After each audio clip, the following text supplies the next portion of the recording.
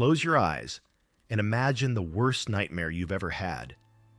Now imagine it's real. It's happening to an entire city, and you can't wake up. The year is 79 AD. The place is Pompeii, and you're about to experience history's most terrifying nightmare, one that lasted 12 horrific hours and preserved 20,000 people in their final moments of terror. You think nightmares end when you wake up? Think again. Tonight, we're entering a nightmare so real, so brutal, that it's been preserved in volcanic ash for 2,000 years. A nightmare that turned paradise into hell and transformed living, breathing people into eternal warnings from the grave. This isn't just a bad dream you can escape. This is the nightmare that became reality for every man, woman, and child in the most prosperous city in the Roman Empire. A nightmare where the earth itself turned enemy, where the sky rained fire, where families died in each other's arms as their world literally melted around them. Welcome to Ancient Mysteries for Sleep, where we explore the darkest corners of human experience. I'm your guide through this historical nightmare, and tonight we descend into 12 hours of terror so complete that death came as mercy. We'll walk with people who went to sleep in paradise and woke up in the apocalypse. We'll witness a nightmare where volcanic glass shredded lungs, where pyroclastic surges moved faster than screaming horses, where entire families were flash-cooked while trying to protect each other. But here's what makes this nightmare unique. It didn't end. It was preserved, frozen forever in volcanic concrete, waiting 2,000 years to teach us that some nightmares are too important to forget. So settle into your safe, comfortable bed tonight and let their eternal nightmare remind you how precious peaceful sleep really is. The sun rises over Pompeii, painting cobblestone streets gold. But this isn't a pleasant dream. It's the calm before history's most preserved nightmare. The air tastes wrong, metallic and sharp. The birds sense what humans can't. That this beautiful morning is actually the prelude to 12 hours of unimaginable terror. In 3 hours, the mountain will explode. In 12 hours, everyone you're about to meet will be trapped forever in volcanic concrete, their final nightmare frozen for eternity. Marcus Lucius adjusts his fine linen toga, completely unaware he's living in the final act of his life's dream before it transforms into his worst nightmare. His villa overlooks the bustling intersection where merchants haggle and children play, the same children who will soon experience every parent's nightmare, dying while crying for help that cannot come. Marcus inspects his morning shipment, spices from distant lands, silks that shimmer in the dawn light, beautiful objects that represent 30 years of building wealth, creating security, living the Roman dream. In 6 hours, this dream will become a nightmare of melting gold and burning silk, where all his accumulated treasures transform into instruments of torture.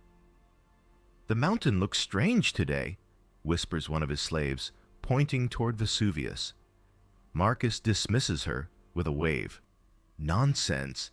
It's been quiet for centuries." But the slave speaks truth. Mount Vesuvius isn't sleeping anymore. It's having its own nightmare, a geological dream of pressure and fire that's about to vomit forth 8 centuries of accumulated rage. In exactly 4 hours and 23 minutes, the mountain's nightmare will become everyone's reality. Every successful merchant has the same recurring nightmare, losing everything they've built overnight. Marcus has had that dream many times, waking in cold sweats, reaching for his wife to reassure himself it wasn't real. Today, that nightmare will become so real it gets preserved in stone. Across town, Gaius the baker needs tomorrow's bread. Bread that will become carbonized monuments to interrupted dreams. His calloused hands work dough while his ovens glow like preview glimpses of the inferno approaching. Customers line up outside, chattering about their plans for the day. Plans that exist only in the final moments before dreams die. Every small business owner has the nightmare of watching their life's work burn. Gaius has had that dream too, standing helpless as flames consume 30 years of early mornings, satisfied customers, honest profit. Today, he'll live that nightmare while being cooked alive by volcanic gas. The ground trembles slightly. In dreams, this is when you'd wake up, heart pounding, but safe. In nightmares, the trembling never stops. In Marcus's villa, Aelia sweeps ash from the doorway, ash that fell during the night like a gentle warning of the nightmare approaching. She's 19 years old, stolen from her family in Gaul, sold into slavery. Her recurring nightmare is simple: watching children die while being powerless to save them. Today, that nightmare becomes reality.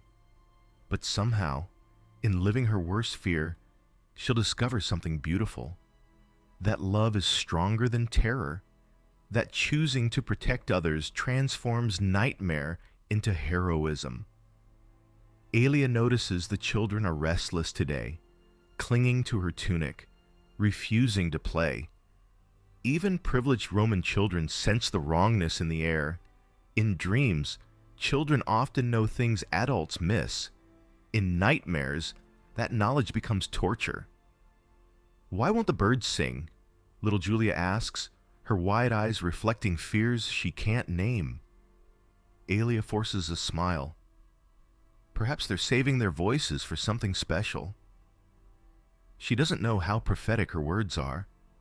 The birds have fled because they sense what's coming. A pyroclastic surge that moves like a nightmare made solid, carrying temperatures hot enough to turn children's laughter into silent screams preserved forever. 9 goim, 3 hours until the nightmare begins. The tremors grow stronger. This is the moment in bad dreams when you realize you can't wake up, can't escape, can't do anything but experience what's coming. In the marketplace, pottery rattles on shelves like chattering teeth in a fever dream. Horses stamp nervously, their animal instincts screaming warnings that human logic dismisses. Marcus reviews his ledgers, calculating profits from a future that no longer exists. Every wealthy person has the nightmare of sudden, complete loss. Every parent dreams of failing to protect their children. Every spouse fears watching their loved one die. Today, Marcus will live all these nightmares simultaneously while being roasted alive by superheated gas. The morning sun climbs higher, but something is wrong with the light. It flickers like a candle in a nightmare room, as if reality itself is becoming unstable. Because it is. Invisible gases seep from earth cracks: carbon dioxide, sulfur dioxide, hydrogen sulfide. The mountain is breathing nightmare breath, poisoning the air with chemical terror. Gaius wipes sweat from his brow. His ovens shouldn't be this hot, but the temperature is rising from below. In nightmares about being burned alive, you always wake up before the pain becomes unbearable. Today, there's no waking up. "Master," Aelia whispers to Marcus's wife, "the children, they're having nightmares, all of them, about fire and darkness." Livia laughs, adjusting her amber necklace. Children have such imaginations. But children see clearly what adults refuse to acknowledge. They dream of their own deaths because death is already reaching for them with fingers of flame and ash. In the worst nightmares, innocence dies first. 11:30 a.m., 30 minutes until paradise transforms into hell. The final tremor shakes dust from rafters. Marcus finally looks up from his scrolls, frowning at the strange stillness that follows. Even the market sounds muted, as if the city holds its breath before screaming. This is the nightmare moment when you know something terrible is about to happen but can't stop it. Gaius steps outside his bakery and stares at Vesuvius. A thin wisp of smoke curls from its peak, barely visible, easily ignored. But that wisp is the first breath of a monster that's been having volcanic nightmares for 800 years. Aelia gathers the children close, her slave's intuition screaming warnings her rational mind can't process. She looks into their innocent faces and feels an overwhelming urge to run, to grab them and flee to anywhere but here. Every protective person has the same nightmare. Knowing danger approaches, but being unable to save those they love. In 28 minutes, Aelia will discover that living your worst nightmare can become your greatest act of heroism. The sun reaches its zenith. Normal people doing normal things in a normal Roman city, completely unaware they're living in the final minutes of the last normal day they'll ever experience. Marcus signs a contract for next month's shipment of Syrian glass. Gaius slides fresh loaves into his oven. Aelia braids little Julia's hair with ribbons that will soon be carbonized by superheated gas. 12:30 p.m. Mount Vesuvius has been silent for 8 centuries. The people of Pompeii believe their mountain is a sleeping guardian, not a nightmare waiting to wake. They are catastrophically wrong. Because in the mountain's molten heart, the worst geological nightmare in human history is about to explode into reality. A column of fire and ash that will reach 16 miles into the sky.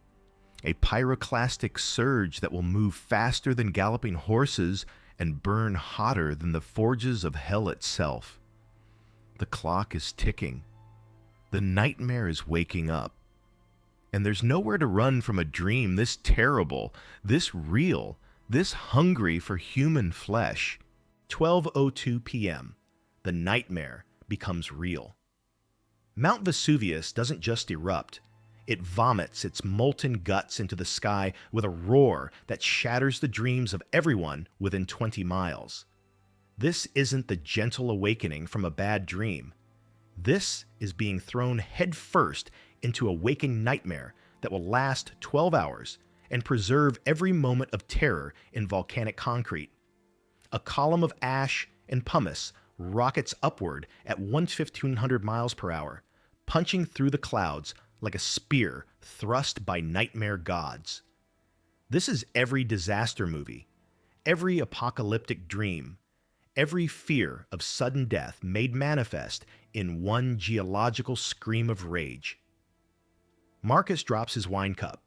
The ceramic shatters on marble floors as his villa shakes like a toy in a giant's fist. Outside, people scream as roof tiles rain down like deadly hail.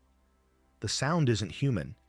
It's the voice of a city realizing its beautiful morning was just a setup for history's cruelest nightmare. "What?" he begins. Then the second shockwave hits. In his bakery, Gaius watches his ovens crack open, spilling fire across the floor. But that fire is nothing compared to what's erupting from the mountain.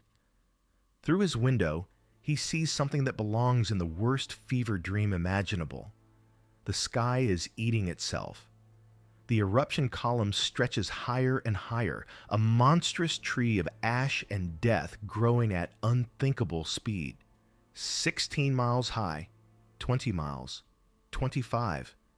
A pillar of destruction that can be seen from Rome itself, a nightmare so vast it dwarfs human comprehension.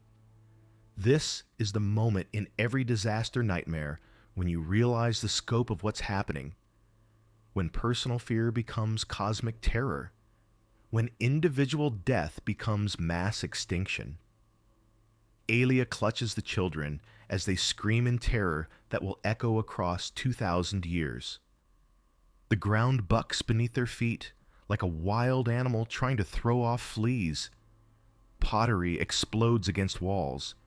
The beautiful frescoes Marcus commissioned crack and crumble as his villa threatens to collapse. "It's the mountain!" someone shrieks from the street. "The mountain is alive!" For 8 centuries, Mount Vesuvius has been gathering strength for this nightmare. Now it unleashes that power in one catastrophic moment that makes every human fear seem trivial by comparison. 4 cubic miles of molten rock blast into the atmosphere. The energy released equals 100,000 times the atomic bomb, a nightmare of physics made manifest. The people of Pompeii have never seen anything like this. Nothing in their experience, their stories, their worst dreams prepared them for the sight of their familiar mountain transformed into a tower of fire reaching toward the gods themselves. 12:15 p.m. The nightmare begins to fall from the sky. At first, it's almost beautiful.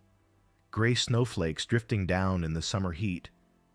In a pleasant dream, this might be magical. In a nightmare, beauty becomes torture. Children try to catch the flakes on their tongues, then immediately spit and gag. The ash tastes like sulfur and broken glass, the flavor of hell made edible. Marcus steps onto his balcony and feels the flakes settle on his skin. They're not cold like snow. They're hot, burning hot. Each piece of ash is a fragment of the mountain itself, heated to 1,800 degrees Fahrenheit, now cooling as it falls but still capable of searing flesh, nightmare snow that brands rather than melts. This is the dream where snow burns, where gentle things become torture, where the sky itself tries to kill you. "Get inside," he shouts to his family, but his voice is lost in the growing wind.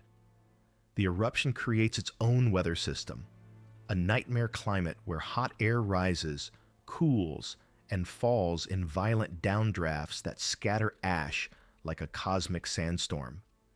The wind howls with voices of the damned, carrying the mountain's rage directly into human lungs. In the marketplace, vendors abandon their stalls as the ash fall intensifies. What started as gentle flakes became a steady rain of volcanic debris. Each piece ranges from dust-fine particles that slice lung tissue to chunks the size of walnuts that crack skulls and break bones. This is the nightmare where the sky attacks you, where breathing becomes torture, where every sense is assaulted by impossible things. Gaius runs through streets that are rapidly becoming rivers of volcanic snow. His feet sink into the accumulating debris with each step. The familiar pathways of his city disappear under a gray blanket that transforms Pompeii into an alien landscape from the worst possible dream. "Help me!" A woman stumbles past, blood streaming from cuts where ash chunks struck her face. Her child clings to her tunic, both of them gray as ghosts, coughing up blood as volcanic glass shreds their lungs from the inside. This is just the beginning of the nightmare. The ash will continue falling for hours, burying the city under 20 feet of debris. But most people won't live to see it accumulate. The real nightmare, the final, merciless killer, is still gathering strength on the mountainside. 1 p.m., the sun disappears into the nightmare. The eruption column spreads outward like a massive umbrella of death, blotting out the sky. Day becomes night in minutes. The only light comes from flashes of volcanic lightning crackling through the ash cloud, static electricity generated by billions of particles scraping against each other in the superheated air. It's like being inside the worst storm you can imagine. except the rain is molten rock and the thunder is the sound of a mountain screaming in geological rage. Marcus lights an oil lamp with shaking hands. His villa is filling with ash despite closed shutters. The fine particles seep through every crack, coating everything in a gray shroud of approaching death. His wife Livia huddles with their children in the atrium, their faces masked with cloth that's already soaked with ash-laden saliva. "What's happening to us?" she whispers. Marcus has no answer. In all his 43 years, through wars and plagues and famines, he's never seen nature turn so violently against humanity. This isn't just bad weather or an earthquake. This is the very earth trying to murder them in the cruelest way possible. Every nightmare about being trapped, about watching loved ones suffer, about being powerless against forces beyond your control, all of them pale compared to this reality where the familiar world transforms into an alien hellscape designed to torture every living thing. Aelia leads the slave children to the villa's strongest room, her mind racing with impossible decisions that exist only in the worst dreams. Should they stay inside where ash accumulates, but the structure might collapse? Or venture outside where falling pumice could crush their skulls like eggshells? In nightmares, every choice leads to death. Today, that nightmare logic becomes literal truth. 2:30 p.m. The nightmare gains weight. The ash layer reaches knee-deep throughout the city. Buildings begin to collapse under volcanic snow that weighs more than water, more than sand, more than anything Rome's engineers ever imagined when they designed these structures. Roofs cave in with thunderous crashes that echo through the buried streets. People trapped inside scream for help that will never come.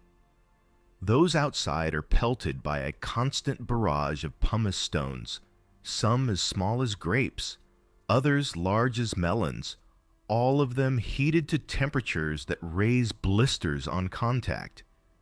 This is the nightmare where shelter becomes trap, where outside becomes bombardment, where every option leads to different forms of torture. Gaius takes shelter in the public baths, joining dozens of other terrified citizens. The thick walls seem safe, but ash pours through ventilation systems designed to circulate fresh air. Now they're breathing death itself, volcanic glass that turns lungs into hamburger, one breath at a time. "We have to get out of the city," an old man gasps, blood frothing at his lips. The ash is acting like liquid concrete in his respiratory system, drowning him from the inside while he remains conscious enough to feel every horrible second. But how do you escape when the roads are buried, the gates are blocked, and the very air is poison? In nightmares, escape routes disappear just when you need them most. Today, that dream logic becomes reality. Some try anyway. Families load carts with their most precious possessions and venture into the ash-choked streets. It's the nightmare where you run carrying luggage that gets heavier and heavier until you can't move. Most make it less than a block before suffocating or being crushed by falling debris. Their bodies will be found centuries later, still clutching coins and jewelry that couldn't save them. Preserved proof that in the worst nightmares, what you think matters most becomes meaningless. 4 p.m., the nightmare finds its rhythm. Mount Vesuvius settles into a pattern of destruction, continuously vomiting ash and pumice into the darkened sky. This isn't a quick disaster. It's a sustained nightmare that will continue for hours, each moment worse than the last. The ash layer in Pompeii's streets reaches waist deep. Moving becomes nearly impossible. The weight crushes carts and collapses market stalls. Animals die where they stand. buried alive in volcanic snow that preserves their final moments of bewilderment. Marcus's villa groans under the accumulating load. Wooden beams crack with sounds like breaking bones. The beautiful gardens where his children played are buried under gray dunes that hide swings and fountains and flowers that will never bloom again. In the buried streets, people wander like ghosts in their own nightmare, disoriented and dying. The familiar landmarks are gone. The forum, the temples, the shops where they've conducted business for decades, all erased under a uniform coating of ash that makes navigation impossible. This is the nightmare where you're lost in your own neighborhood, where familiar places become alien landscapes, where home becomes a concept that no longer exists. Aelia finds one of the household slaves, an old man named Quintus, collapsed against a wall. His eyes are bloodshot, his breathing shallow and wet. Volcanic glass has turned his lungs into raw meat that can no longer process oxygen. "The children," he gasps, grabbing her wrist with surprising strength. "Save the children." She nods, though she knows it's the nightmare request. Save others when you can't save yourself. Protect innocence in a world gone mad. Choose love when logic demands selfishness. 6 p.m. The nightmare deepens. Those still alive move in slow motion through the accumulating debris, like figures in the worst anxiety dream where you try to run but can't move fast enough. Each step is a struggle against volcanic quicksand that wants to swallow them whole. The ash gets into everything: eyes, noses, mouths, wounds. It's like being buried alive one grain at a time, suffocated by the mountain's dandruff, poisoned by the earth's exhaled rage. Marcus makes a desperate decision that exists only in nightmare logic. He'll lead his family toward the harbor. Ships might still be evacuating survivors. It's hope based on ignorance, but hope is all that separates nightmare from madness. They bundle up in thick cloaks and venture into the hellscape that was once their street. The ash burns their feet even through leather sandals. Each breath tastes of sulfur and death, the flavor of a world ending one lung at a time, but they're too late for escape. The harbor is already buried. The ships that might have saved them fled hours ago, their captains wise enough to recognize the apocalypse when it announces itself with volcanic thunder. The family struggles through drifts of ash that reach their shoulders. This is the nightmare where quicksand appears in familiar places, where safe ground becomes a trap, where every step forward becomes more difficult than the last. Young Julia falls and disappears completely until Aelia digs her out, the child's face blue from lack of oxygen. They're drowning in volcanic snow, suffocating in the mountain's nightmare breath. 7:30 p.m. The nightmare prepares to change. The steady rain of ash and pumice continues, but seismographs that won't be invented for another 1800 years would detect a new vibration. Deep in Vesuvius's throat, the eruption is transitioning to a new and far more deadly phase.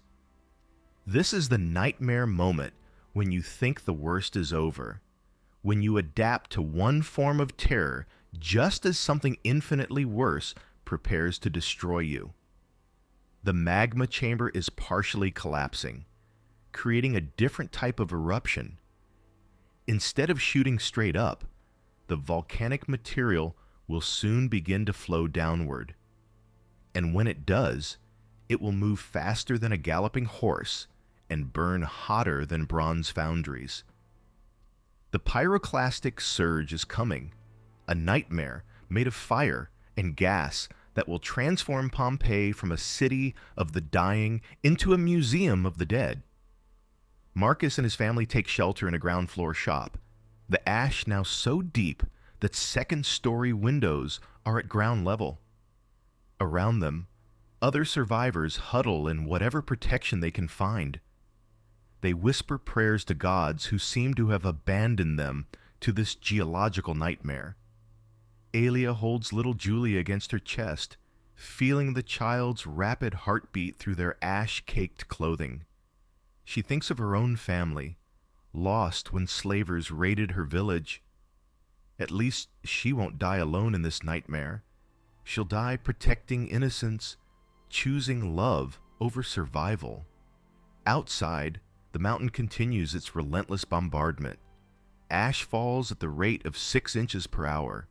In some areas, the accumulation reaches 10 feet. Buildings vanish like sandcastles at nightmare tide. But this is nothing compared to what's coming. Because Mount Vesuvius isn't finished with its nightmare performance. The ash and pumice are just the opening act. Geological foreplay before the main event. The real nightmare, the final, merciless killer that will preserve this terror forever, is about to make its entrance.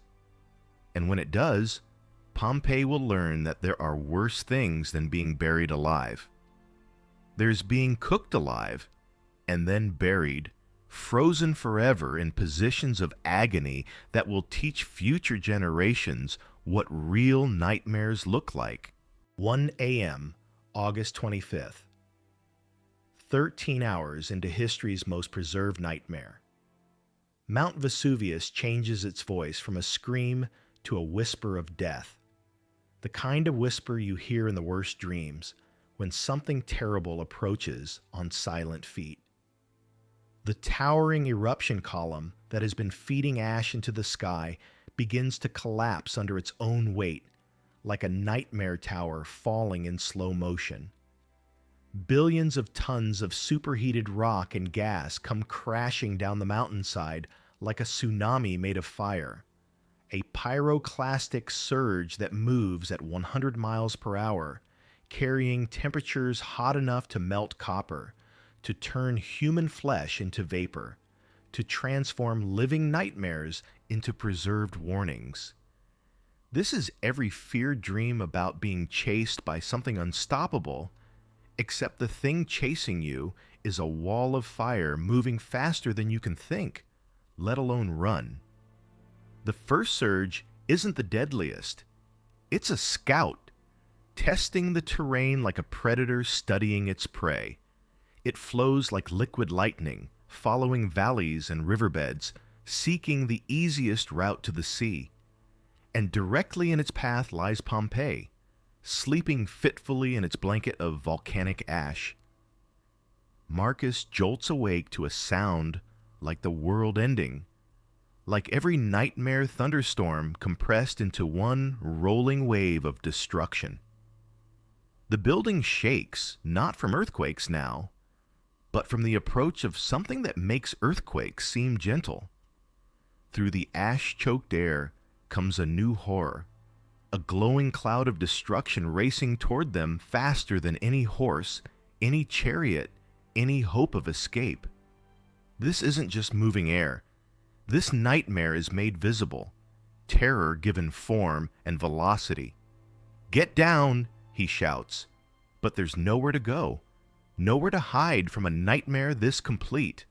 They're trapped in a city buried under volcanic snow, and death is coming for them at the speed of a hurricane made of fire. The temperature spikes from suffocating heat to furnace intensity in seconds. This is every fever dream about burning alive, except you can't wake up, can't cool down, can't do anything but experience flesh cooking on bone while consciousness remains to feel every horrible second. The air itself catches fire. This isn't metaphorical heat.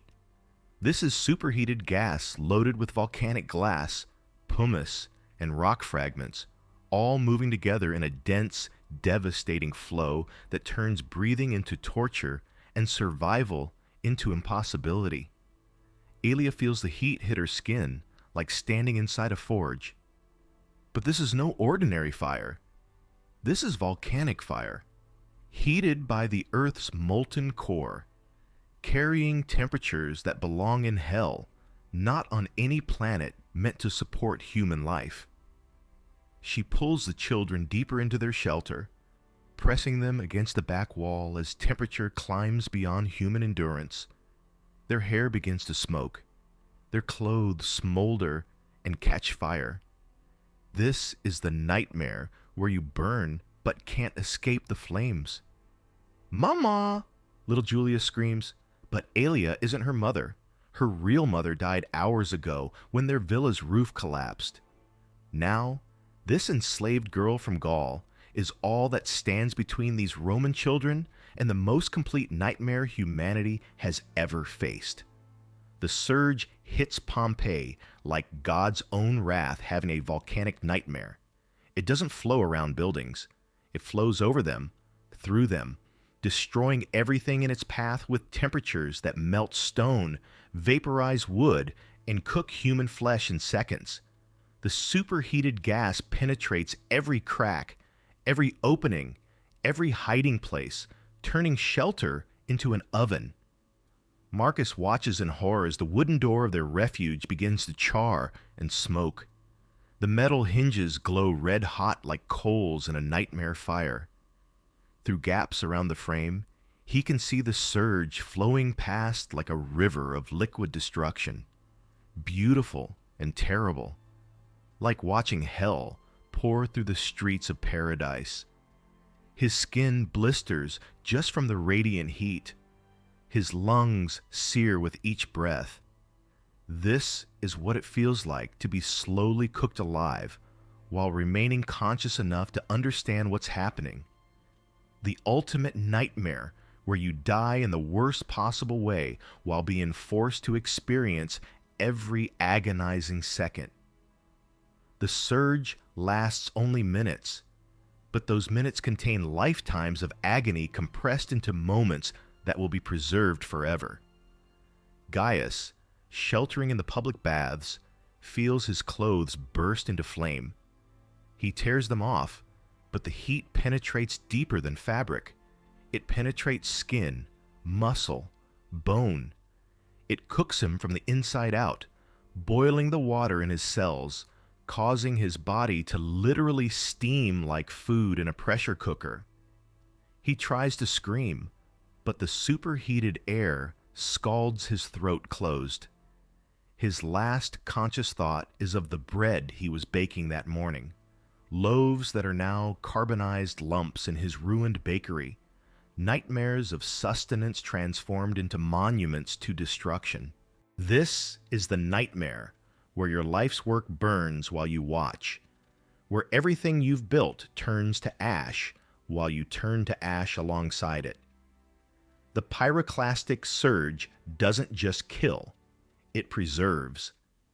The intense heat followed by rapid cooling creates a perfect mold around each victim, capturing their final moments, their death agonies, their last desperate attempts to shield loved ones, all frozen forever in volcanic concrete.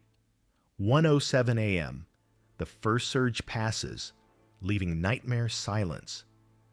Those who survive the initial wave don't celebrate. They can't. Their lungs are seared, their skin is cooked, their eyes are boiled in their sockets. Most die within minutes from thermal shock, their bodies simply unable to cope with temperatures that belong in volcanic cores, not in human experience. This is the nightmare where survival becomes worse than death, where living through horror means experiencing pain beyond human comprehension. Marcus lives long enough to see what the surge has done to his family. His wife Livia lies crumpled against the wall, her amber necklace melted into her charred throat like jewelry from hell. His children huddle together in a final embrace, their small bodies perfectly preserved by the heat that killed them. He reaches toward them with blistered hands, but the second surge is already building on the mountainside. Nightmare logic where the worst thing that can happen happens again, immediately, with no time to process or recover. Aelia, somehow still alive in this hellscape, cradles little Julia's body against her chest. The child died trying to breathe air that was literally on fire. Her last word was "Mama," calling for the slave girl who loved her more than life, more than survival, more than escape from this comprehensive nightmare.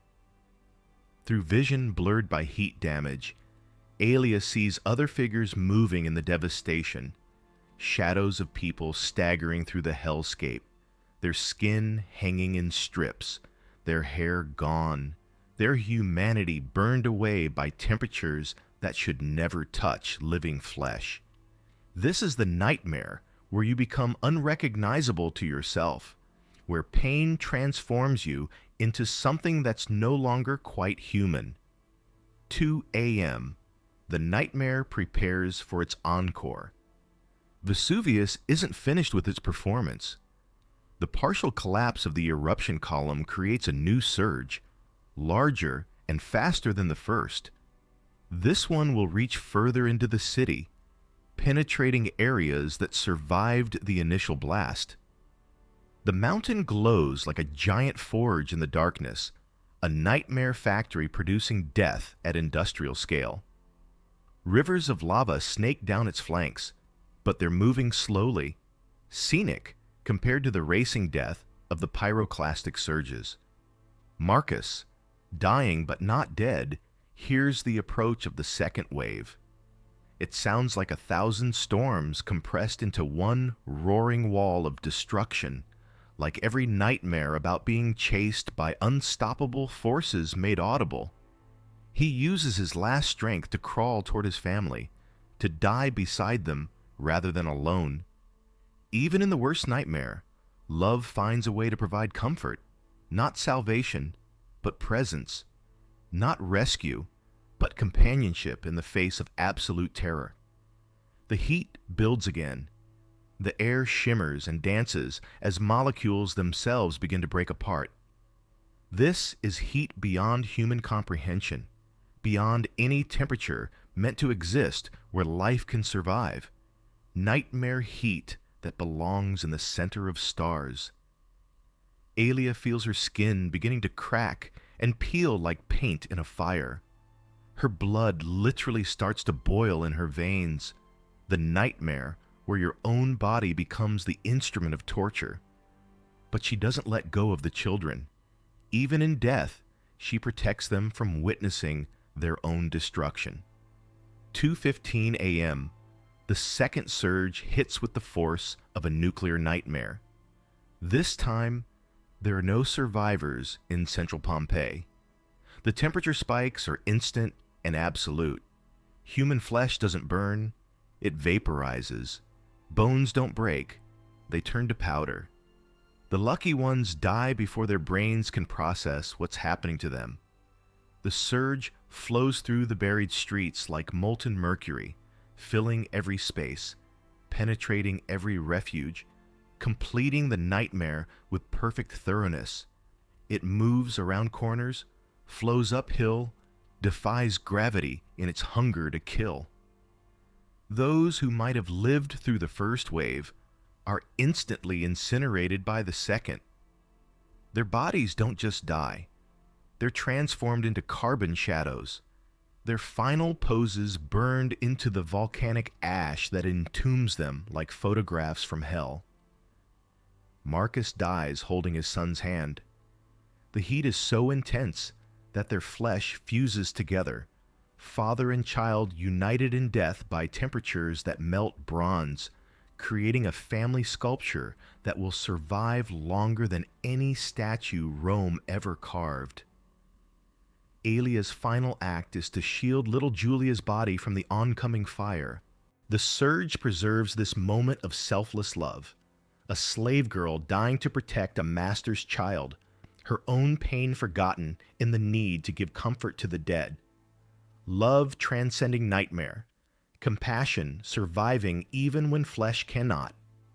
3 a.m. The nightmare ends. Pompeii is gone.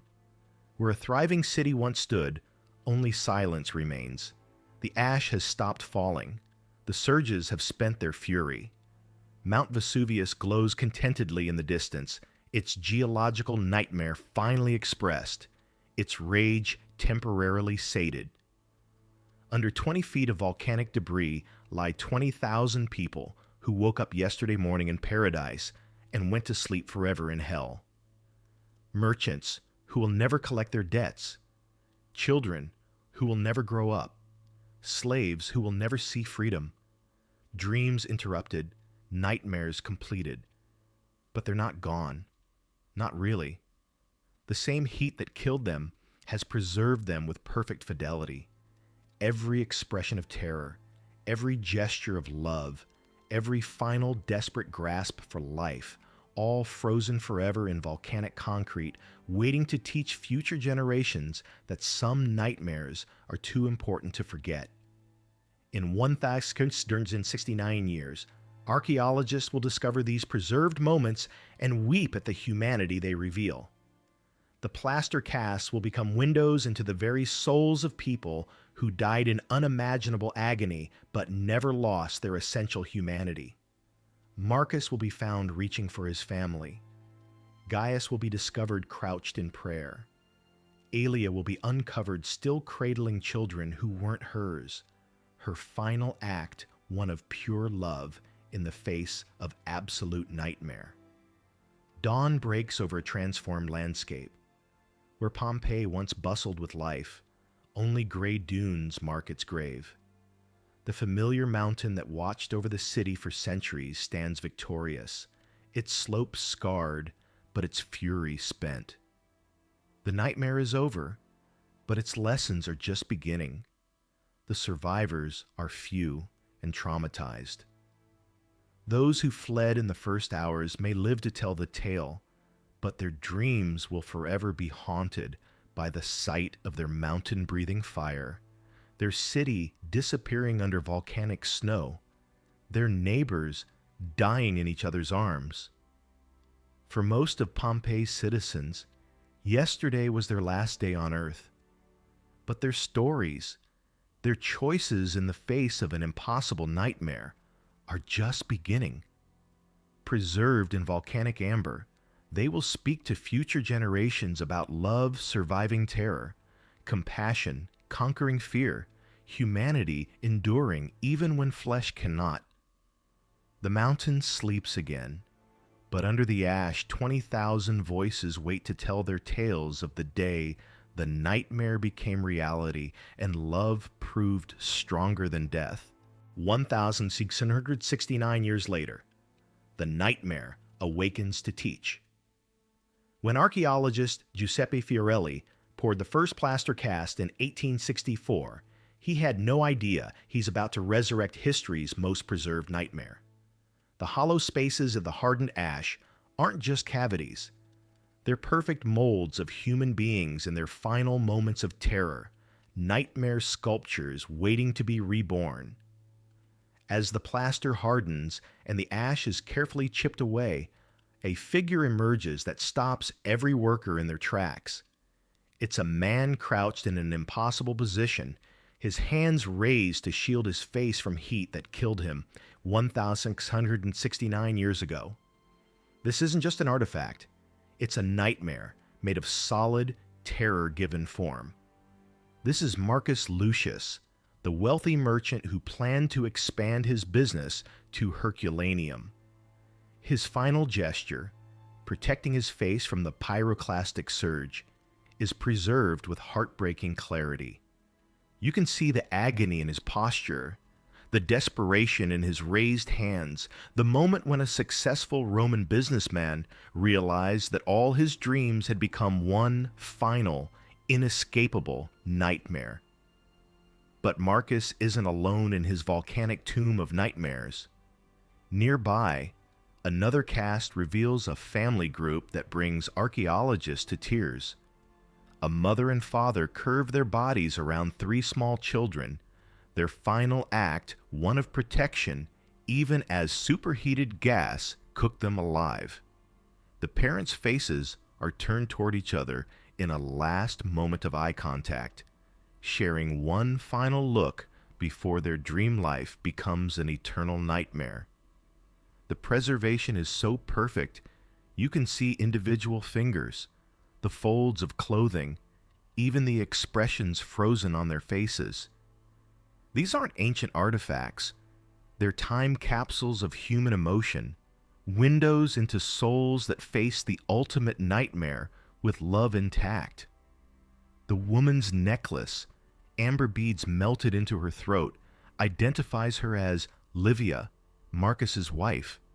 The children are their son and daughter, plus little Julia, whose real parents died when their villa collapsed. In death, social distinctions vanish. Master and slave, parent and child, Roman and foreigner, all equal in their nightmare, all preserved in their humanity. Each cast tells a nightmare story more powerful than any historical text. Here's a baker found in his shop, his hands still shaped as if kneading dough. The heat hit so fast he didn't have time to react. One moment he was working, the next he was living every small business owner's nightmare of watching their life's work burn while being powerless to stop it. His name was Gaius, and this morning he worried about whether his bread would rise properly. Now he's risen from volcanic ash to teach us about dignity in the face of absolute terror. There's a dog, chained to a post, who tried desperately to escape as the ash level rose. The chain prevented his flight, and he died struggling against metal links that became his death sentence. Even animals experience nightmares in Pompeii's Final Hours. Loyalty to humans rewarded with abandonment, trust met with impossible circumstances. Most heartbreaking is what the cast archaeologists call the protecting mother. It shows a young woman, barely more than a girl, curved around two children who clearly aren't hers. Her slaves' clothing and the children's fine tunics tell the story. This is Aelia, the enslaved girl from Gaul, who died shielding her master's children from witnessing their own nightmare. Look closely at Aelia's cast, and you see something extraordinary. Her face isn't turned away from the approaching surge. It's turned toward the children, her final gaze fixed on their faces rather than the fire that's about to kill her. She chose to watch them die rather than look away, to give them the comfort of her eyes in their final moments of nightmare. This is love distilled to its purest essence. A slave girl who owned nothing, not even her own life, spending her last breath to comfort children in the ultimate nightmare. The volcanic ash preserved not just her body, but her soul, choosing compassion over fear. The cast revealed the democracy of nightmare. Rich and poor, young and old, free and enslaved, all died the same way. The pyroclastic surge didn't check social status before burning people alive. It was perfectly, terrifyingly equal in its distribution of agony. Modern forensic analysis of the cast reveals details that make their nightmare deaths even more horrific. The victims didn't die instantly. The initial wave of heat caused what scientists call pugilistic attitude. The body's muscles contract from extreme heat, causing arms and legs to curl into a fighting position. Many casts show this boxer's stance, frozen evidence of bodies literally cooking from the inside out while consciousness remains to experience every horrible second. Bone analysis shows that some victims lived long enough for their blood to boil. The heat caused massive internal pressure that ruptured organs and burst blood vessels. They died from the inside out, their own bodies becoming pressure cookers that exploded from within. The ultimate nightmare where your flesh becomes the instrument of torture. Yet even facing this unimaginable death, many maintain their humanity. Parents shield children. Couples reach for each other. Strangers huddled together for comfort that couldn't save them, but somehow made their final nightmare more bearable. Walking through modern Pompeii, you're surrounded by these preserved nightmares transformed into lessons. In the Garden of the Fugitives, 13 victims lie exactly where they fell while trying to escape the city. A family group clutches each other in terror that will never end. A pregnant woman protects her unborn child with hands that couldn't shield either of them from heat that kills in seconds. Their faces are perfect, mouths open in silent screams, eyes wide with final terror, expressions of disbelief that their ordinary morning had become the worst nightmare in human history. These were real people, with real dreams, now reduced to tourist attractions in a city that's become a museum of mass death. The Villa of Mysteries holds a different kind of preserved nightmare. Frescoes that show what life was like before the mountain exploded. Beautiful paintings of religious ceremonies, banquets, and daily life in a prosperous Roman city. The contrast is overwhelming. Vibrant life on the walls, preserved death on the floors.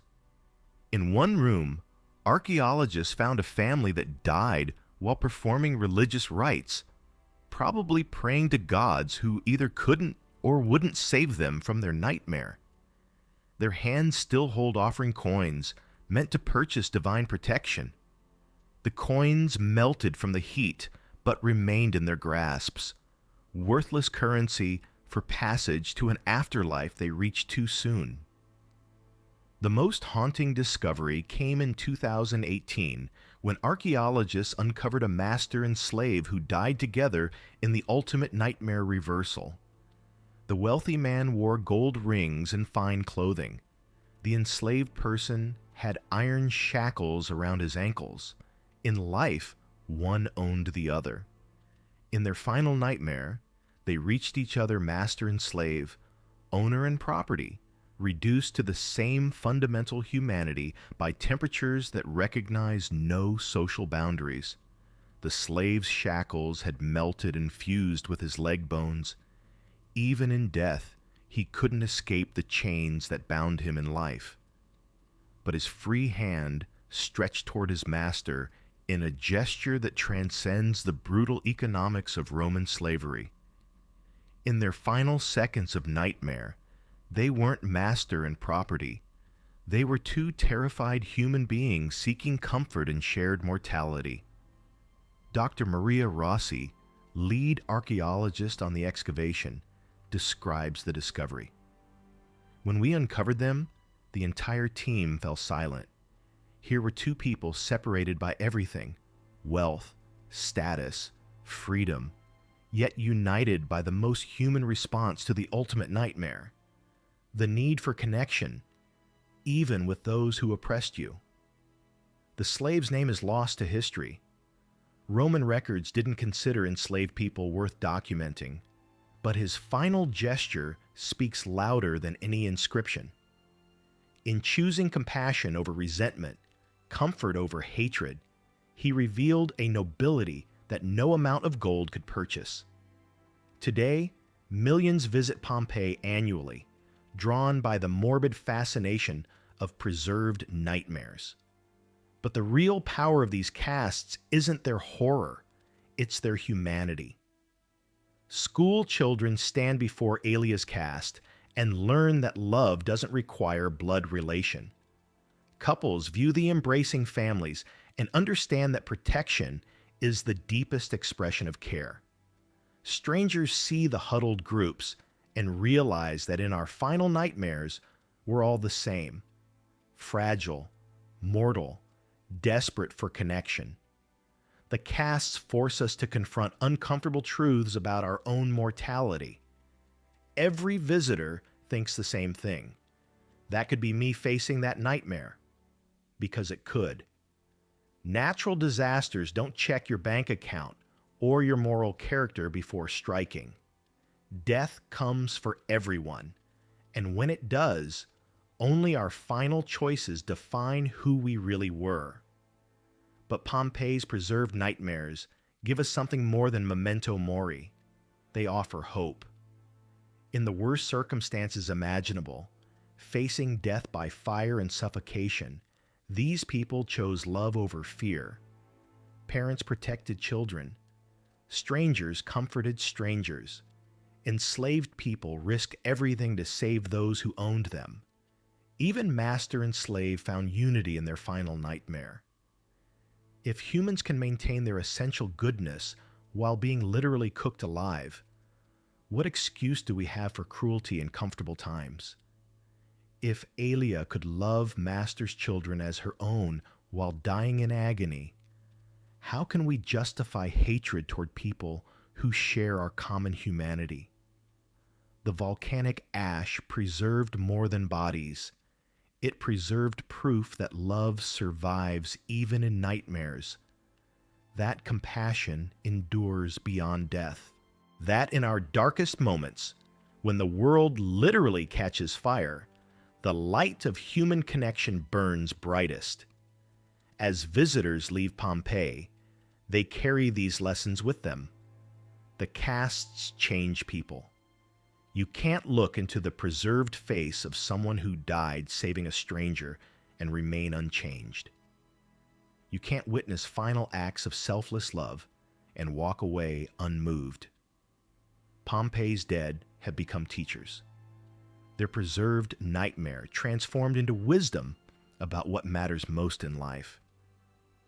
They remind us that we're all temporary, all fragile, all dependent on each other for the love that makes existence bearable. In death, they achieve something they never could in life: true immortality, not in stone monuments or golden statues, but in the hearts of everyone who sees their final moments and chooses to be more human because of them. The nightmare preserved them, but love transforms their legacy from horror into hope, from terror into teaching, from death into eternal life in the conscience of humanity. Tonight, as you drift toward peaceful sleep, imagine you could speak with Pompeii's preserved nightmares. What would they whisper from their volcanic graves? What final messages would they share from the darkest hours humanity has ever preserved?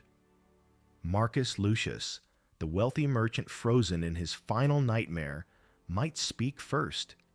His voice would carry the weight of hard-won wisdom.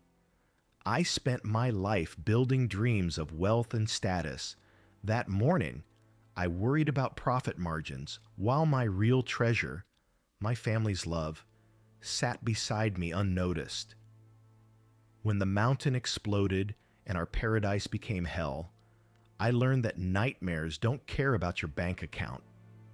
The pyroclastic surge melted my gold, but couldn't destroy the moment when I reached for my children instead of my coins. In my final nightmare, I discovered what true wealth looks like, and it has nothing to do with money. Little Julia, forever 6 years old, might speak with the clarity that only children possess. I don't understand why the mountain was so angry with us. We were just playing and laughing and being happy. But when the nightmare started and the sky turned dark, Aelia held me tight. She sang songs in a language I didn't know but somehow understood, lullabies about home and safety and love. When the fire came and I couldn't breathe, she covered my eyes so I wouldn't see the nightmare.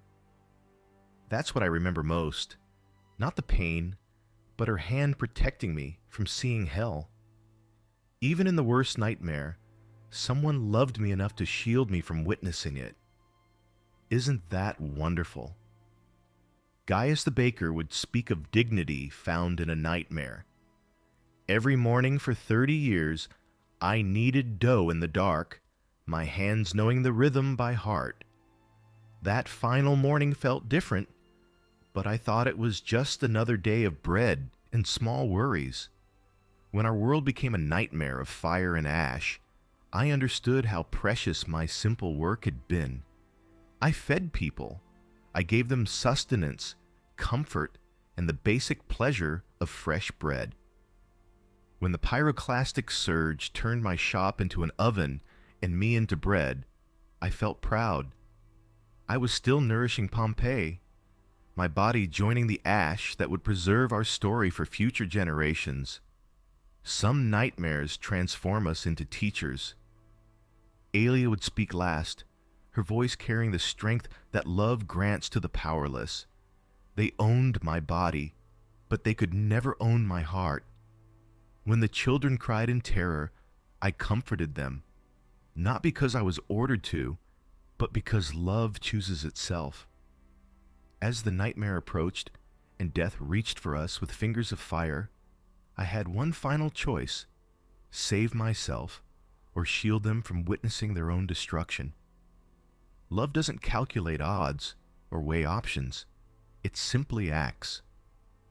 I thought of my own sisters, lost when the slavers came. I couldn't save them from their nightmare, but I could save these little ones from seeing theirs. That's all any of us can do. Protect each other from the worst of what existence brings.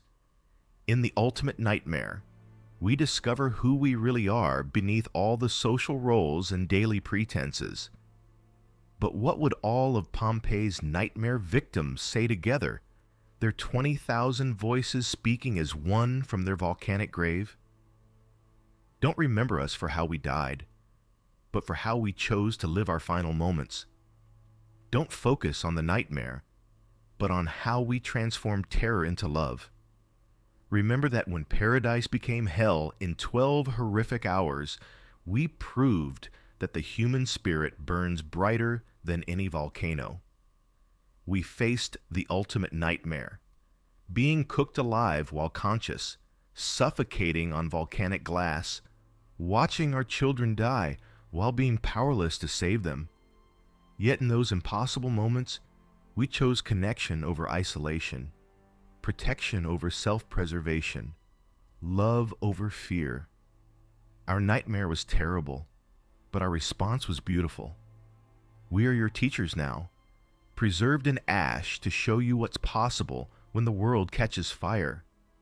Not wealth or status or the things that seem so important in comfortable times. What matters is how you treat each other when everything falls apart.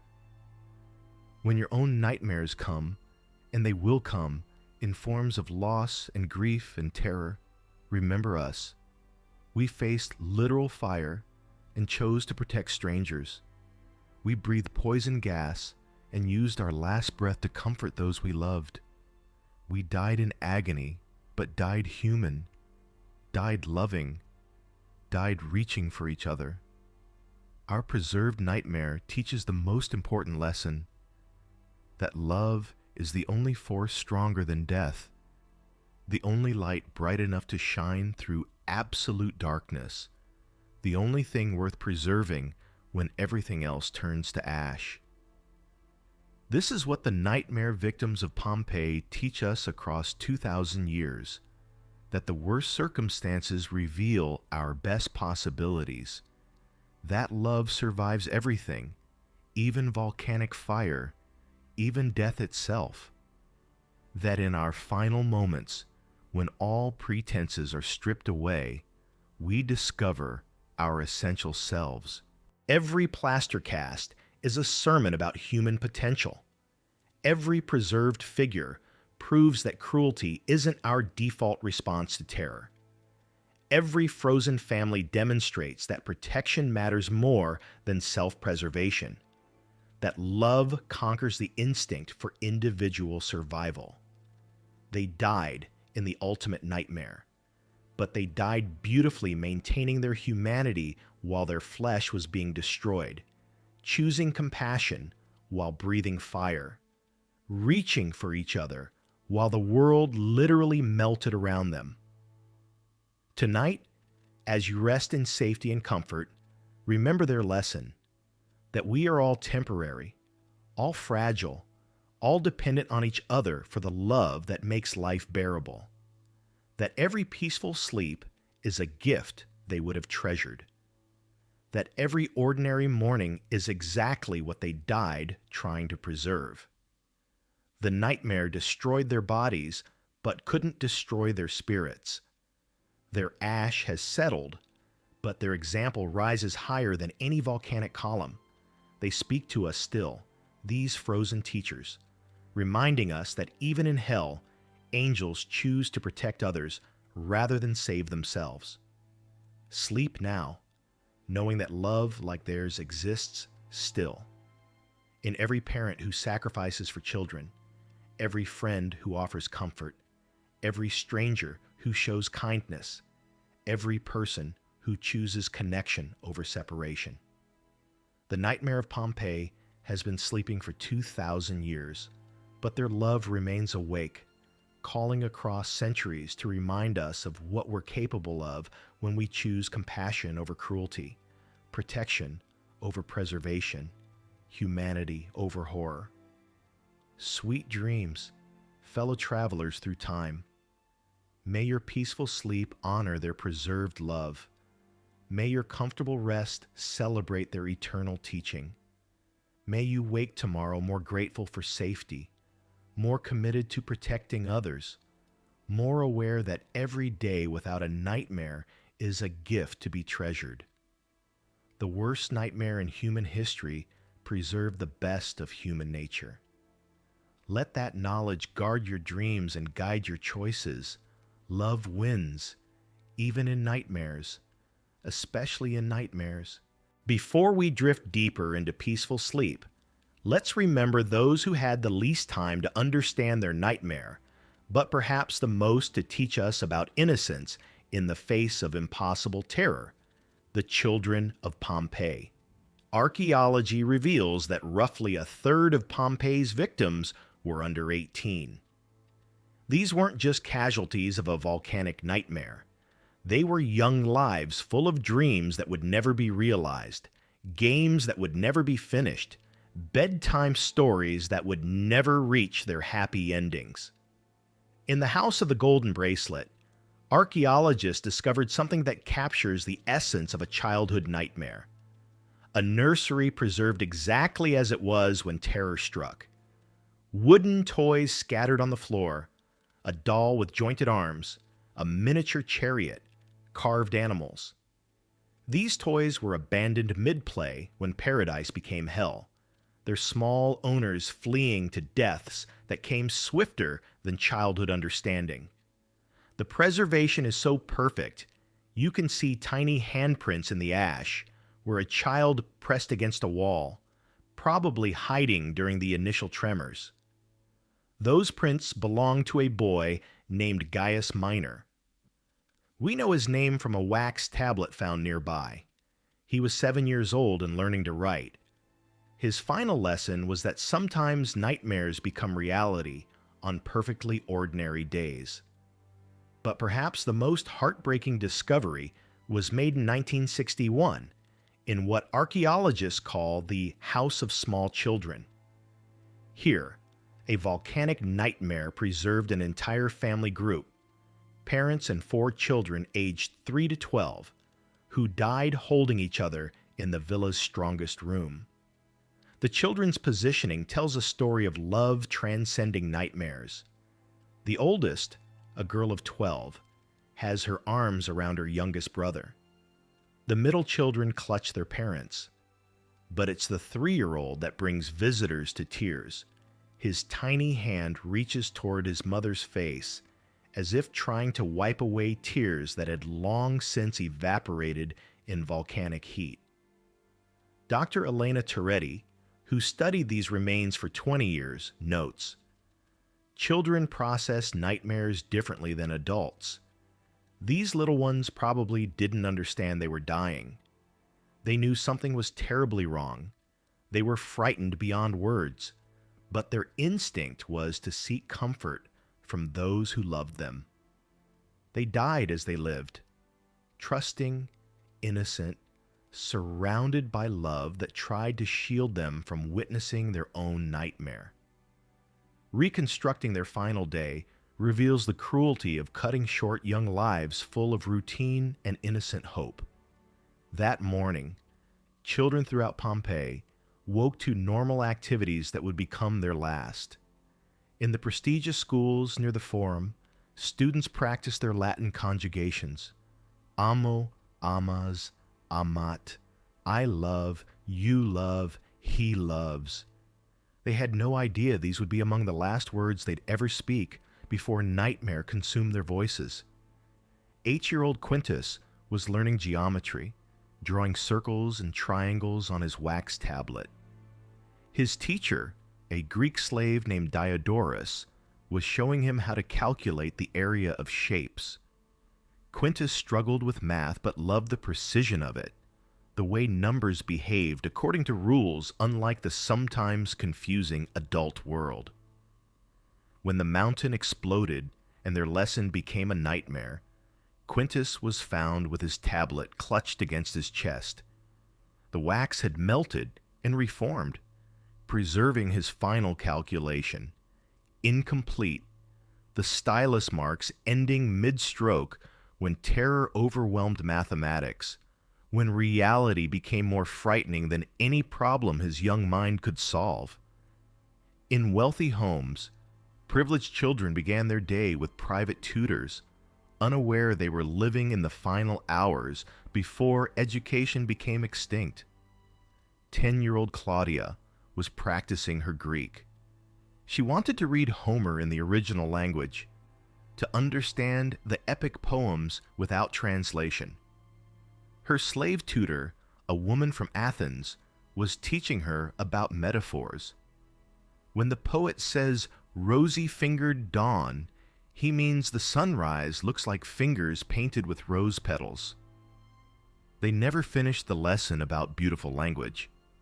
Both were found in the villa's library, Claudia's head resting against her teacher's shoulder as nightmare heat preserved their final moment of learning. The scroll of the Iliad lay open beside them to Book 6, where Hector says goodbye to his son before going to his death. Poetry and reality merging in ways too cruel for any child to understand. But not all of Pompeii's children lived in privilege. Most belonged to working families where childhood ended early and survival required contribution to the household nightmare of daily existence.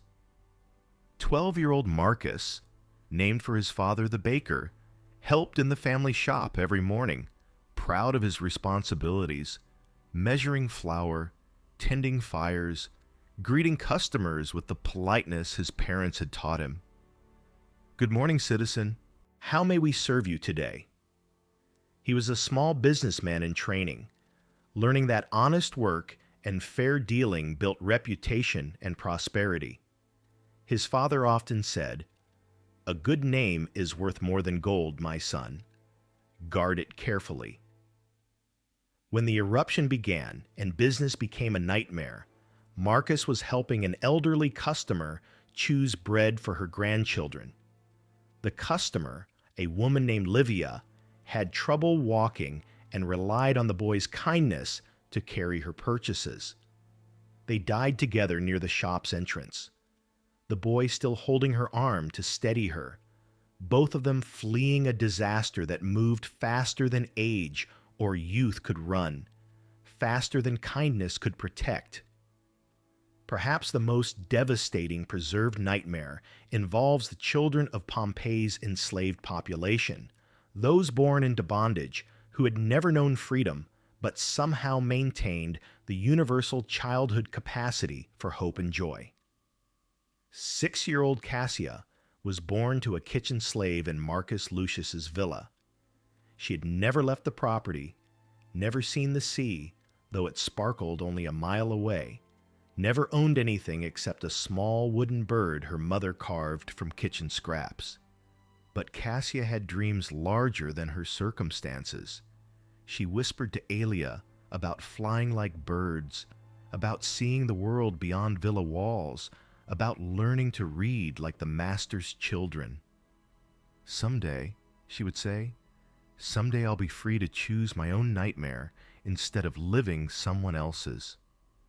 When the pyroclastic surge hit the villa and every dream became the same nightmare, Aelia faced an impossible choice: save herself or protect children who legally belong to someone else. The archaeological evidence shows her decision. Cassia's small body was found in Aelia's arms. The slave woman's body curved around the child like a human shield against hell itself. Cassia never got to see the sea, or learn to read, or discover what freedom felt like. But she died, knowing she was loved, not owned, not used, but genuinely cherished by someone who chose her welfare over survival, her comfort over escape from nightmare. The children of Pompeii remind us that innocence exists even in harsh times, that hope persists even in slavery, that love transcends social boundaries even unto death in a volcanic nightmare. They had no choice in how they died, but their families had choices in how they protected them. And overwhelmingly, the archaeological record shows adults who died trying to shield children from witnessing the full horror of what was happening. Parents who could have fled faster without young ones chose to die together rather than abandon their children to face terror alone. Teachers who could have saved themselves stayed with their students. Slaves who owed nothing to masters' children died protecting them anyway, transforming nightmare into heroism. Tonight, as you drift toward sleep, carry with you the laughter of Pompeii's children. Not their final screams, but their joy on ordinary mornings when the world seemed stable and parents seemed invincible, and tomorrow stretched ahead full of lessons to learn and games to play. Remember Gaius Minor practicing his letters, Claudia learning about metaphors, Marcus helping customers with proud politeness, Cassia dreaming of freedom and birds and the sea she'd never see but somehow knew existed beyond her nightmare of enslavement. They lived fully in their brief time, curious, loving, hopeful, trusting. They remind us that every child deserves protection from nightmares, education to understand beauty, love that makes existence bearable, and the chance to dream beyond their circumstances. Their preserved forms in volcanic ash speak to something eternal about childhood, the capacity for wonder that survives even nightmare, the hunger for learning that persists through terror, the instinct to seek comfort from those we trust, the ability to hope even when the world catches fire. Sleep peacefully, knowing that love protects children even when it cannot save them from a nightmare. That innocence has value even when it seems powerless against volcanic fury, that the laughter of children echoes across centuries to remind us what we're living for, what we're dying to preserve. The children of Pompeii sleep now where they fell, their nightmare transformed into eternal rest. But their dreams live on in every child who wakes tomorrow to a world made safer by those who remember what children need: love, protection, and adults who choose their welfare over everything else, even when choosing love means sharing their nightmare rather than escaping it. Sweet dreams, little ones of every generation. Your brief lives taught lessons that will never die. Your preserved love guards every sleeping child. Your innocent trust reminds us why nightmares are worth surviving. To protect those who haven't yet learned that the world can be cruel, who still believe in safety because someone loves them enough to make safety real. As we near the end of our journey through Pompeii's preserved nightmare, let's explore the most powerful force that survived volcanic fire. Not the violence of the mountain, but the triumph of human love in impossible circumstances. Love took many forms during those 12 hours of terror: romantic love, parental love, the love between friends, the compassion strangers showed each other as their world became hell. But all of it shared one quality: It burned brighter than the volcanic fires that tried to destroy it and proved stronger than the nightmare that tried to separate souls from each other.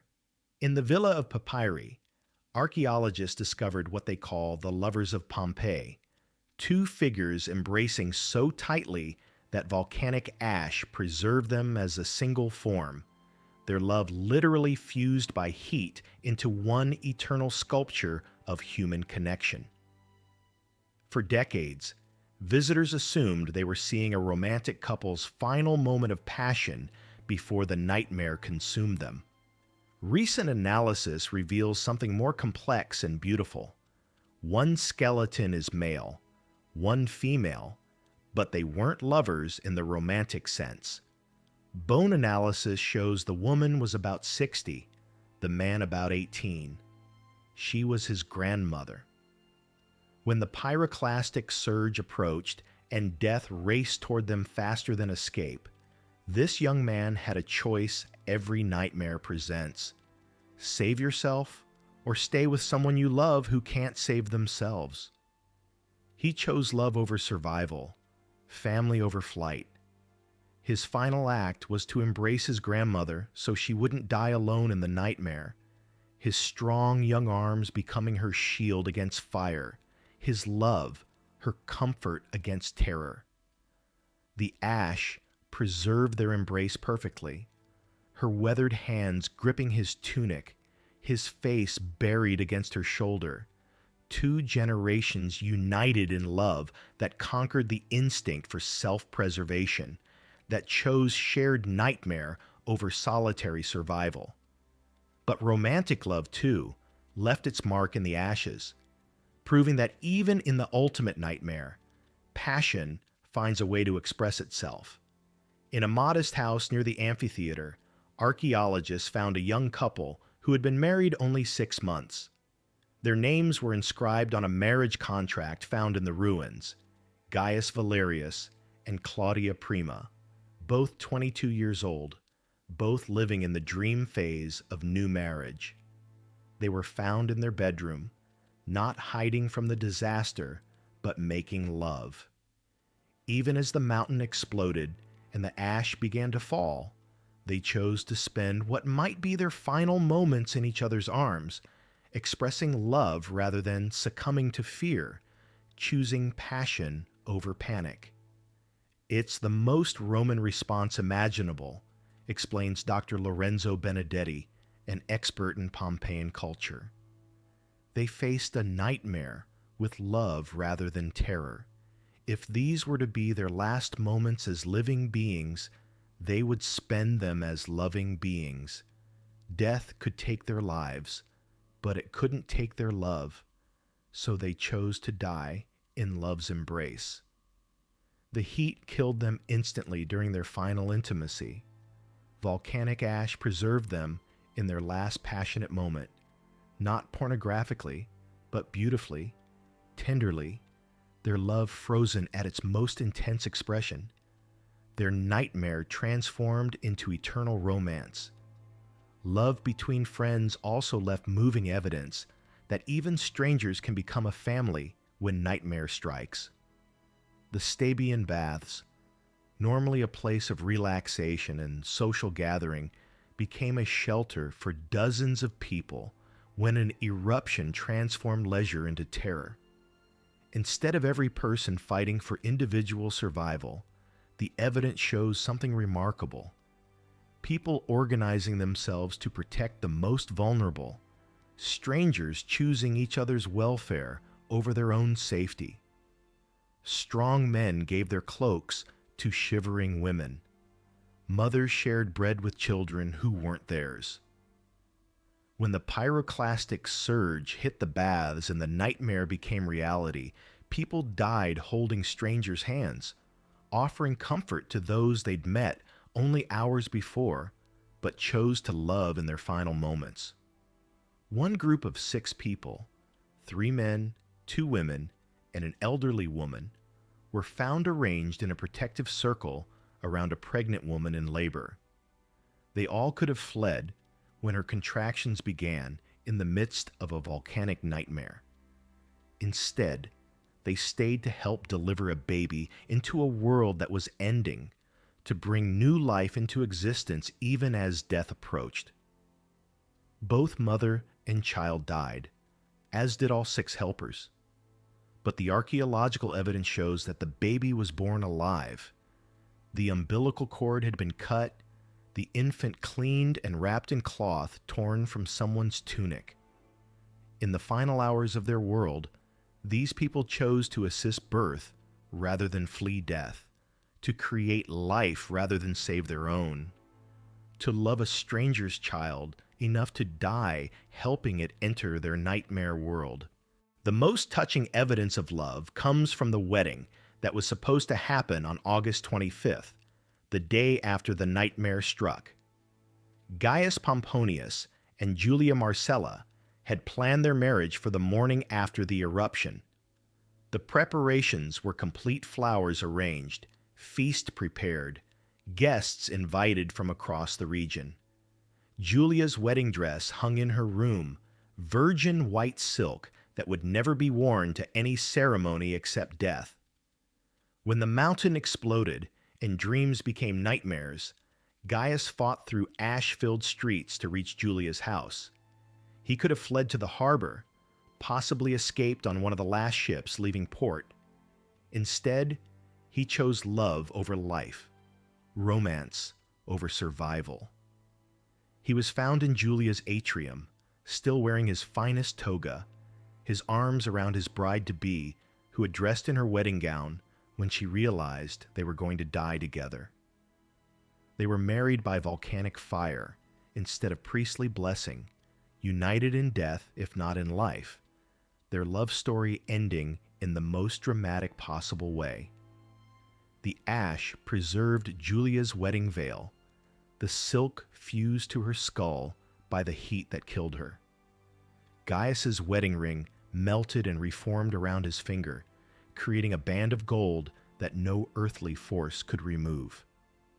They became husband and wife in the eyes of eternity, their love affair concluding not with "till death do us part," but with "not even death can part us." But perhaps the most common form of love preserved in Pompeii was parental devotion. Mothers and fathers who died protecting children, their final acts testaments to bonds stronger than the instinct for self-preservation, love more powerful than volcanic nightmare. The house of the Menander revealed a family of 7 who died in their garden, positioned like a human fortress against the approaching surge. The parents had arranged their 5 children behind them, facing the nightmare together rather than letting the children confront terror alone. The father's arms were spread wide, creating as much shelter as possible from his own body. The mother held the youngest child against her chest, her back turned toward the approaching fire. The older children are pressed closely to their parents' protection. When the heat hit, it killed them in order. Parents first, absorbing the worst of the surge, children protected for precious seconds longer by bodies that became shields. The archaeological evidence shows this family had time to escape. The villa had multiple exits, some leading to roads that remained passable for hours after the eruption began. But they chose to stay together rather than risk being separated in the chaos, chose shared nightmare over the possibility of solitary survival. Their preserved positions show no panic, no desperate scrambling for individual safety. Instead, they show a family that faced death the way they had faced life, united, protective, loving. The volcanic ash preserved not just their bodies, but their commitment to each other, their choice to die as a family rather than live as fragments. Love also appeared in unexpected forms that transcended every social boundary Roman society had created. In the gladiator barracks, investigators found something that challenged every assumption about ancient social hierarchies: A gladiator and a wealthy Roman woman died in each other's arms, her jewelry and fine clothing contrasting sharply with his simple tunic and the brands that marked him as a fighter. Social law forbade such relationships with punishment of death. She was a citizen. He was less than a slave, a man whose life existed only for entertainment value, whose death was considered sport. Yet when nightmare approached and social conventions meant nothing, love chose its own path across every boundary. They were found in a storage room where they had hidden to be together, her patrician hands intertwined with his scarred fingers, their foreheads touching in final intimacy. The heat that killed them also freed them from a society that would have punished their love with execution anyway. Their nightmare became their liberation. What emerges from all these preserved moments is a truth about human nature that transcends time, that love survives everything: economic systems, social hierarchies, natural disasters, even death itself cannot destroy the human capacity for connection. In Pompeii's final hours, when civilization collapsed and normal rules no longer applied, people revealed their essential selves. And overwhelmingly, those essential selves chose love over fear, connection over isolation, protection of others over self-preservation, shared nightmares over solitary survival. The mountain could destroy their bodies, but it couldn't destroy their spirits. It could end their lives, but it couldn't end their love stories. In trying to erase Pompeii from existence, Vesuvius accidentally preserved the most important truth about humanity: that we are, at our core, loving beings who choose each other, even when choosing each other means choosing death. Every embrace preserved in ash is a victory over the forces that try to separate us. Every protected child is proof that love conquers the instinct for individual survival. Every stranger comforted in the final moments shows that compassion is stronger than fear, more powerful than nightmares, more enduring than volcanic fire. Tonight, as you sleep safely in your comfortable bed, remember the lovers of Pompeii, not just the romantic couples, but all the forms love took during those 12 hours of nightmare. The grandmother and grandson who died embracing, the strangers who held hands in the baths, the parents who became shields for their children, the forbidden lovers who chose each other over social law, the friends who stayed to help deliver a baby into hell. They teach us that love is the most powerful force in human experience, stronger than mountains, more enduring than stone, more precious than all the gold that melted in Vesuvius's fires. In a world that often seems designed to divide us, Pompeii's preserved lovers remind us of what really matters: not wealth or status or social position, but our connections to each other. Our capacity to choose love over fear, protection over preservation, unity over isolation, shared experience over solitary safety. Love that says, I would rather die with you than live without you. Love that chooses comfort over survival, presence over escape, connection over self-preservation. Sleep peacefully, knowing that love like theirs exists still, in every parent who sacrifices for children, every friend who offers comfort in dark times, every stranger who shows kindness without expectation of reward, every couple who chooses each other against all odds and obstacles. The lovers of Pompeii sleep in volcanic ash, but their love remains awake, calling across centuries to remind us of what we're capable of when we choose connection over separation, compassion over cruelty, love over everything else that the world offers as alternatives. Love wins, even in a nightmare, especially in a nightmare. Even when everything else is lost, cities buried, dreams destroyed, lives ended, love wins. Love endures. Love is preserved not just in volcanic ash, but in every heart that chooses to love, despite knowing that all love stories end, that all lovers face their final moment, that all connection is temporary. But temporary love is still love. A brief connection is still a connection. Mortal love is still immortal in its power to transform nightmares into beauty, terror into tenderness, ending into eternal beginnings. And so, we come to the end of our journey through Pompeii's preserved nightmare, fellow travelers through time. As the Mediterranean night settles over the ruins where 20,000 souls found their final rest, let us reflect on what their frozen voices have taught us about living, loving, and transforming nightmares into wisdom. Today, when you walk through Pompeii at sunset after the tour groups depart and the vendors close their shops, something magical happens. The ancient city returns to its eternal inhabitants, and in the quiet that follows the day's bustle, you can almost hear them, not screaming now in a preserved nightmare, but whispering lessons across the centuries. They whisper about the morning when everything changed, when paradise became hell in 12 horrific hours. They whisper about choices made in impossible moments, when love had to choose between survival and sacrifice.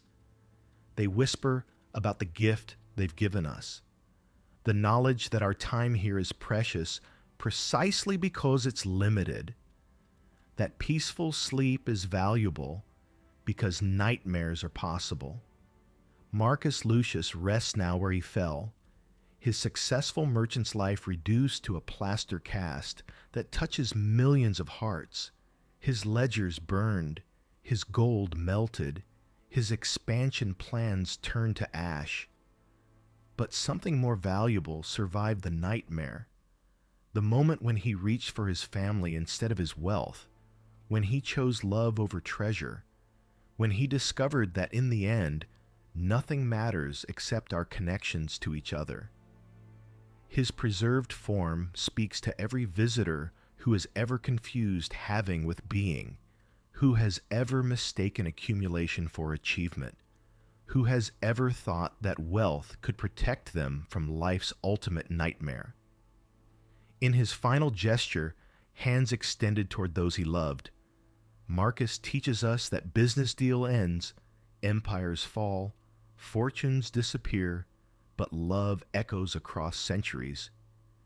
Gaius the baker sleeps beneath the ruins of his shop, his hands still shaped as if kneading dough that will never rise. He fed his community every day for 30 years, never imagining that his final loaves would become fossilized monuments to the dignity of honest work, that his nightmare death would teach future generations about the sacredness of service. His spirit whispers to everyone who has ever felt their labor was insignificant, their contribution too small to matter in the grand scheme of human achievement. I fed people, his ghost says across the centuries. Every morning, I gave them sustenance. When the mountain roared and our world became a nightmare, I understood that nourishing others is sacred work. The bread may turn to stone, but the love that shapes it endures forever. In our world of complex careers and ambitious goals, Gaius reminds us that the most important work is often the simplest. Taking care of each other's basic needs, showing up every day, contributing to the community's well-being in whatever way we can, choosing service over self even when nightmare strikes.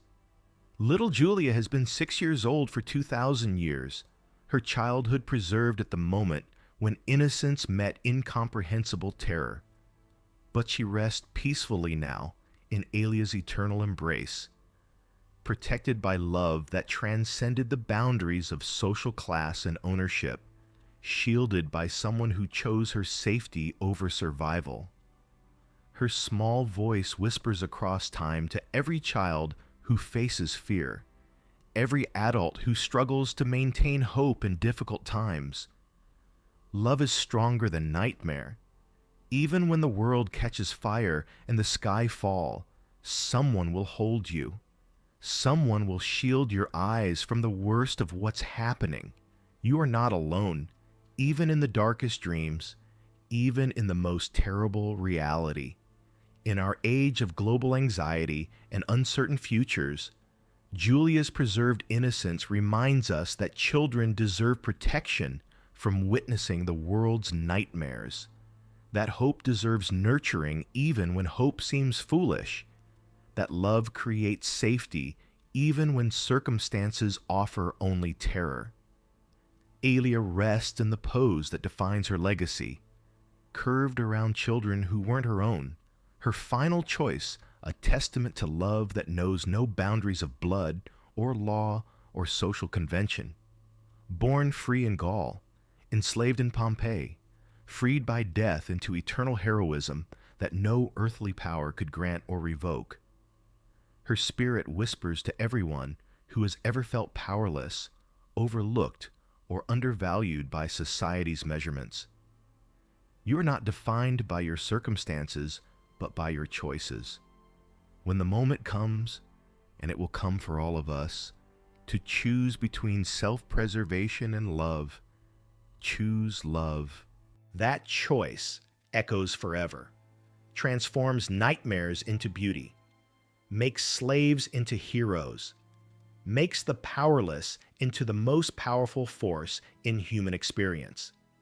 In a world that often judges worth by wealth or status, Alia reminds us that the most powerful people are those who use whatever freedom they must protect others, to show compassion, to choose love over fear, even when love guarantees sharing someone else's nightmare. All of Pompeii's dead speak together now, their 20,000 voices joining in a chorus of hard-won wisdom that transforms nightmare into teaching. We were ordinary people, living ordinary lives until an extraordinary day revealed who we really were beneath all the social roles and daily pretenses. In our final hours, faced with the worst circumstances imaginable, we discovered that the only thing that mattered was how we treated each other when everything fell apart. We learned that love is not a luxury for peaceful times, but a necessity for surviving anything. That protection is the highest expression of power. Those strangers can become family in moments of crisis. Those social boundaries dissolve in the face of shared mortality. That choosing love over survival transforms nightmares into heroism. We died badly, but we died human. We died in agony, but we died loving. We died separated from our dreams, but we died connected to each other. Our nightmare preserved the best of what it means to be human. Don't mourn our suffering. Learn from our choices. When your own mountains explode, and they will explode in forms of grief or loss or terror or heartbreak, remind us. Choose as we chose. Love as we loved. Connect as we connect. Transform your nightmares into wisdom as we transform ours into eternal teaching. We are your guides now, preserved in stone to show you what matters most. Our bodies turn to ash, but our spirits remain to light your way through whatever darkness approaches. The capacity for love that no disaster can destroy, no nightmare can defeat, no death can silence. Modern Pompeii sleeps now under starlight that has watched over this place for millennia. The same constellations that shone on August 24th, 79 AD, still wheel overhead, indifferent to human suffering, but somehow made more beautiful by human love, more meaningful by human choice, more precious by human sacrifice. Tourists will return tomorrow. drawn by morbid curiosity about ancient nightmare, but leaving with renewed appreciation for life's fragility and love's strength. School children will stand before the plaster cast and learn lessons no textbook could teach about choosing compassion over cruelty. Couples will walk these streets and hold each other closer, understanding how precious and temporary their time together really is. As you drift toward peaceful sleep tonight, carry with you the hard-won peace of Pompeii's dead. They have finished their struggle with a nightmare. Their pain is over. Their love lives on in everyone who chooses connection over separation, protection over self-preservation, service over selfishness. Remember that every day you wake without volcanic ash falling from the sky is a gift they would have treasured. Every person you love is a miracle they died protecting. Every moment of ordinary happiness is exactly what they fought to preserve in their final hours of terror, exactly what they chose to create even while their world became hell. Sleep knowing that love survives everything, mountains, fires, death, time itself, that the connections we make with each other are the only things truly worth preserving when nightmare strikes. That in choosing compassion over cruelty, protection over self-interest, love over fear, we honor everyone who ever died trying to do the same. The citizens of Pompeii sleep in volcanic ash, but their dreams live in everyone who chooses love when the world seems to be ending. Their final lesson echoes across centuries through every heart that refuses to let nightmare win. That in the end, love is all that matters. Love is all that lasts. Love is all we really leave behind when our own nightmare comes. Sleep well, fellow travelers through time. Sleep like the blessed dead of Pompeii, at peace with your choices, surrounded by love, knowing that your story, like theirs, is part of something larger than any single life, more enduring than any single nightmare. In their eternal rest, they guard your dreams. In your living love, their spirits find their reward. The nightmare ends, but love endures. Always and forever, love endures. Sweet dreams, and may your peaceful sleep honor their preserved wisdom.